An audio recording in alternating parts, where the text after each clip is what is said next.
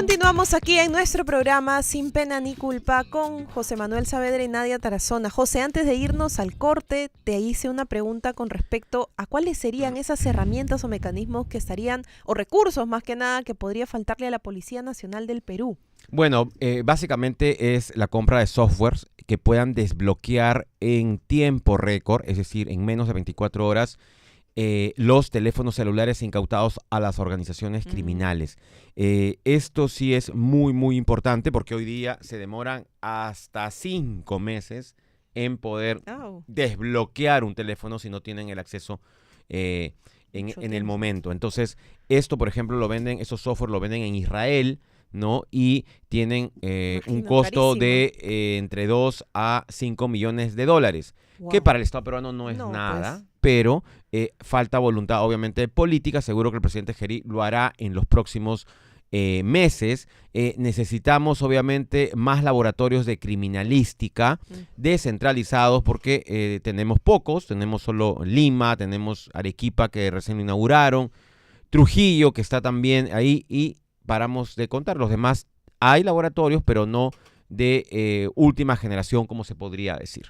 Entonces, bueno, ahí estamos. Pero hoy, Nadia, tenemos un invitado, un analista político que nos va a acompañar. Es Martín Matthews.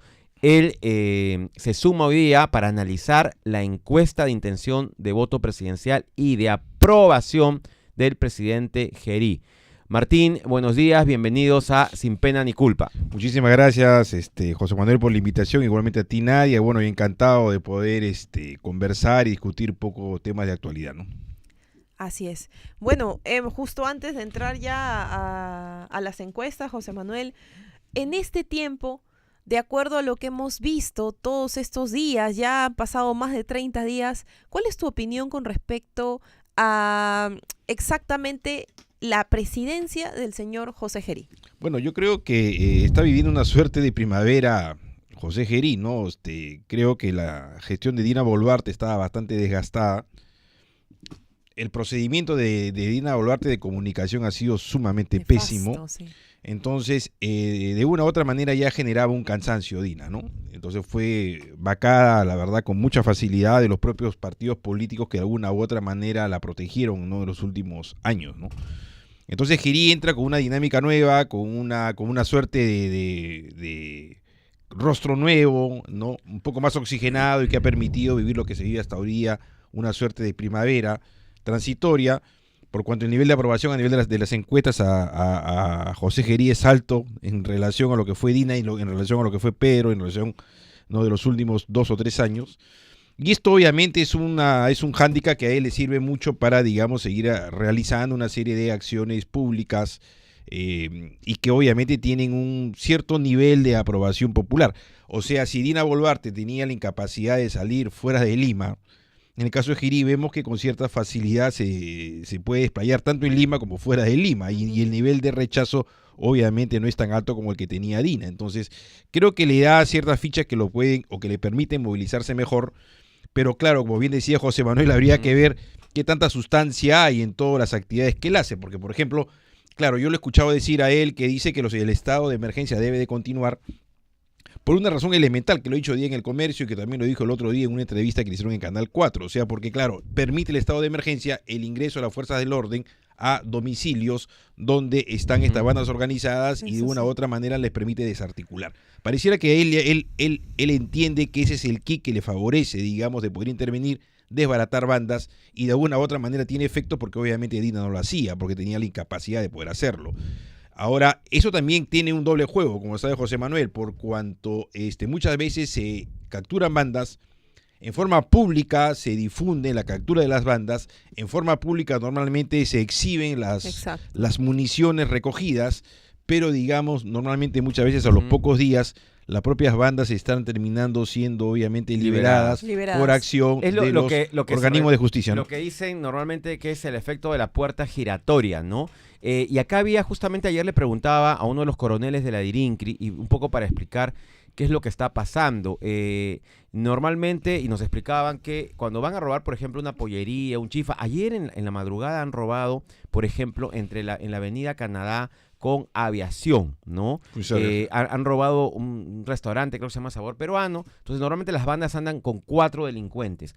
Uno que entra armado, que entra a apuntar al cajero y a la gente. El otro entra con un arma que es réplica, no entra con el arma que es real, entra a revisar y a requisar todos los celulares. El tercero está en la puerta de campana y el cuarto está en el vehículo para la fuga. Entonces, ¿qué es lo que ocurre? Cuando ellos ocurre este robo, ¿no? Normalmente fugan en este carro. Si la policía los intercepta, ¿no? Básicamente, ¿qué es lo que hacen ellos? Uno no tiene el arma, el otro es una réplica que está penalizado, pero que se pueden deshacer fácilmente. Y otra moto viene y se lleva, obviamente, esas 2 armas. Cuando los capturan, no encuentran armas, no encuentran el chofer menciona que estaba ahí solamente de taxista y que no tiene ninguna responsabilidad. El que estaba afuera dice que pasaba y que no era el campana, ¿no? Entonces, solamente se le encontró a uno con los objetos robados, que eran los celulares. Solo uno va a la cárcel y los 3 son liberados. Y eso es lo que ocurre todos los días. Entonces, capturan a 14, 15 y establecer las responsabilidades es muy complicado.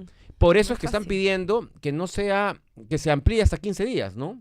Sí. Porque no hay tiempo para las investigaciones, sí, efectivamente. Así es, ¿no? así es un poco la realidad que está pasando en este momento en el país y que obviamente está complicando que podamos bajar los índices de criminalidad, ¿no? Esto es un dato y se viene dando importante. ese día nomás en Huaycán han matado a 2 personas, o sea, no hay capacidad de manejo.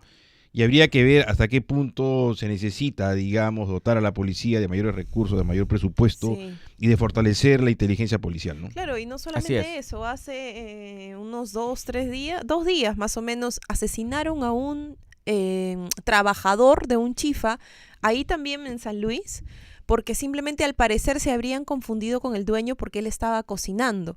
Vimos cómo incluso la persona, en este caso el delincuente, ingresó como si estuviera ingresando a su casa sin ningún problema al costado de las azafatas y dispara. Se va corriendo y nuevamente, lo que incluso está como medida dentro del estado de emergencia, 2 personas en moto.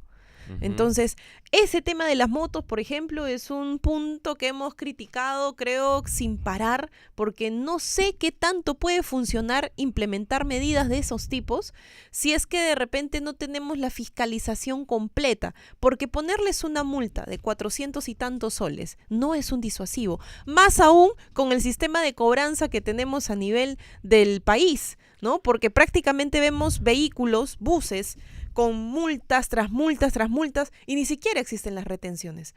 Entonces, la pregunta es, ¿consideras que este punto de una medida implementada, como el tema de las motos, que no puedan manejar 2 sobre 1, o que de repente hayan puesto una multa tan baja, es un elemento disuasivo específicamente para estos tipos de...? Yo creo que es un elemento que sí sería en algo disuasivo, pero afecta, digamos, otro tipo de libertades, ¿no? Yo me acuerdo mucho que cuando se quiso implementar en una municipalidad este tipo mediante una ordenanza, ni siquiera mediante una ley, generó, por ejemplo, que la asociación de moteros sean los primeros en quejarse, ¿no? Porque, digamos, se sentían un poco afectados. Y, digamos, también mucha gente que hace comercios, deliveries, que también se ven afectados con este tipo de normas, ¿no? Pero, en fin, claro, normalmente se tiene que normar en favor de la mayoría, ¿no? Aunque la norma normalmente se aplica para todo, ¿no? Para todo un país.